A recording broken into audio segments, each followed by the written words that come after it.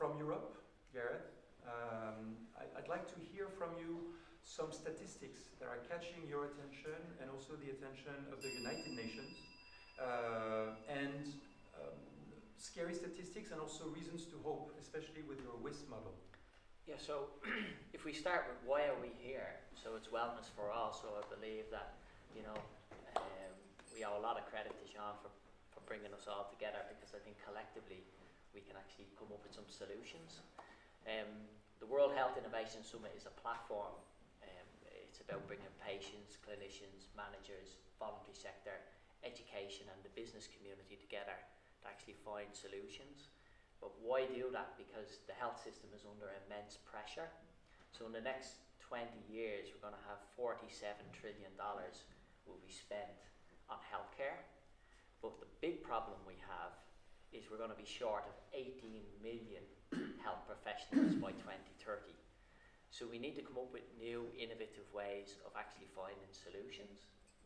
So when I was working in the NHS and having previously worked in the Irish Health Service, advising the Minister on all matters relating to haemophilia, which is rare bleeding disorders, I seen firsthand the problems that we faced with, you know, burnout, stress, you know, constant pressures, aging population, obesity, so cancer, all these are on the rise. So we have to look at innovative ways and bring partners together, and I believe through, you know, the wellness initiatives, but also through the Sustainable Development Goals, SDG 3, which is good health and well-being, and education, that we can actually do that collectively. So there is hope. Some of the work that we've been doing on the WHIS model is about WHIS Kids. So we go into the schools and we actually develop programs, and then we do WHIS at Work, which is stress management in the workplace. In the UK, 300,000 people left their jobs last year, just down to stress, mental health, mental well-being. There's huge numbers. It'll be the same, similar in France, I would say, similar in Germany. And then we have WHIS Seniors, which is looking after falls prevention, quality of life. So you're taking a community approach, a salutogenic approach that you mentioned, which is well-being effectively. Most of our hospital systems are set up on a pathogenic approach, so they look after disease management. But what if we put that $47 trillion into something that actually creates value in the community? So that investment that we're going to make, why don't we put it into something that actually generates and stimulates growth? So that's what the WHIS platform is. Think of it like Amazon, only for health and social care. So that's very much the future, and that's what I expect to talk about in the World Economic Forum. So there is hope, there is. And some of the stats that we have, some of the social return on investment is about £1 invested, 36 back. So, you know, you're alleviating the likes of self-harm, you're improving emotional well-being, resilience. These are the sort of things that we have in the schools. So these are important programs, nutrition. So that's what we're doing. C'est très intéressant de voir que le monde anglo-saxon est en train de reconsidérer ce qu'ils appellent encore le healthcare system, qui en fait n'est pas à s'occuper de la santé, mais s'occuper de la maladie. Donc ils sont en train d'appeler leur healthcare system le sick care system, et de voir quelles sont les actions qui peuvent être mises en place. So there's a shift between healthcare system and sick care system. Yeah, I mean, all our system is developed towards pathogenic, which is disease. You get sick, we fix you, we put you back out on the road.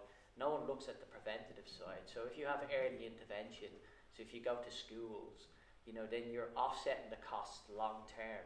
It's all education.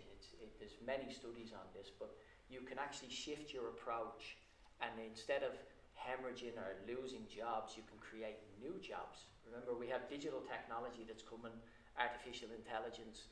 Where are we going to replace these new jobs? These can come in the wellness sector, which is growing, and that's a new area. That's where we're looking to leverage that growth. Thank you so much, Gareth. Sorry, is this an international based system? Are you based in Ireland? Are you based in Brussels? So I prototyped it in the UK. I've worked with the NHS in terms of the programme development. National Health Service. And it was picked up, I presented the work in Geneva, and now I've been asked to take the lead on SDG 3, which is good health and well-being. And I work with the United Nations Global Sustainable Index, and our task is to implement programmes which will be WHIS into 30 cities worldwide. Because if we do this, if we use this model, it actually delivers the Sustainable Development Goals. So it's a holistic approach. And the beauty about the model is it's driven by the local community.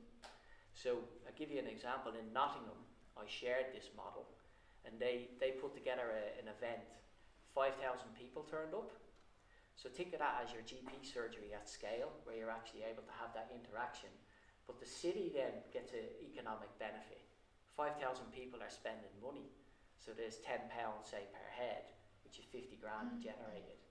So you see there's a lot of benefits to this sort of activity. So, you know, you put together a value proposition on everything. And the scale of this you can scale, and the money you generate you can reinvest back into social programs.